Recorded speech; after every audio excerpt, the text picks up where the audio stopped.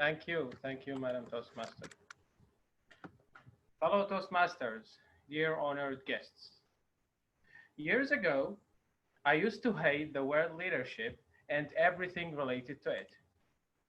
When it comes to this aspect, I hesitate, I step by, stay away. Actually, I run away. Leadership? Yeah. I remember that I lied several times whenever I was asked to talk about this topic. I pretended that I fully understand the idea of being a leader. In fact, I didn't. Once I started to fit into positions that require leadership capabilities and the skills, I began to feel it, experience it. Then I realized its significance. And now, the question is, are we born leaders? What do you think? Answers might vary. In my point of view, yes. Everyone is practicing leadership, but in various ways. A considerable number of people don't even know that they are leading. A father is a leader, a mother is a leader, teacher, doctor, shop owner, and even the driver. They are all leaders. Every one of us is practicing leadership because we lead ourselves by ourselves, even when sometimes we don't realize that. We don't realize that we are leading.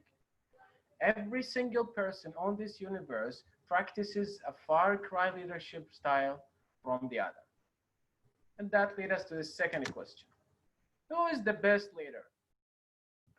One might say, well, the best leader is the one who should controls and masters everything. The one who should be decisive and serious all the time. He should be perfect. Come on. Is that leadership? What do you think? This is not leadership. Actually, there is no such a concept as a perfect leader. Leadership, great leadership starts with self-leadership. Leading oneself first before going out and leading others. The founder of Visa once said, if you want to lead, invest at least 40% of your time in leading others. What are the worst things in life? Imagine with me. Bad connection, cheating, injustice, having an aggy woman, for example. Long list. I'd like to add one more point on the list, which is having a bad boss.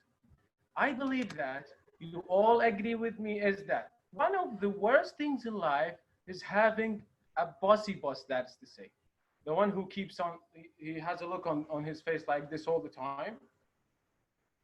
Looking here and here and, got you! Don't do this! Don't do that! Go back to work! Don't procrastinate! Don't smoke!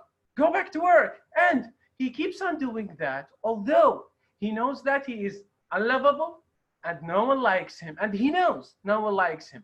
But he keeps on doing that because he thinks that this is the only way he could manage things. And I think he's wrong. And last question is, what is the preferable type of leader? Personally, I'd prefer the leader who has helpers, the one who really listens to them and takes their points into his consideration, the one who stands as a facilitator rather than a director.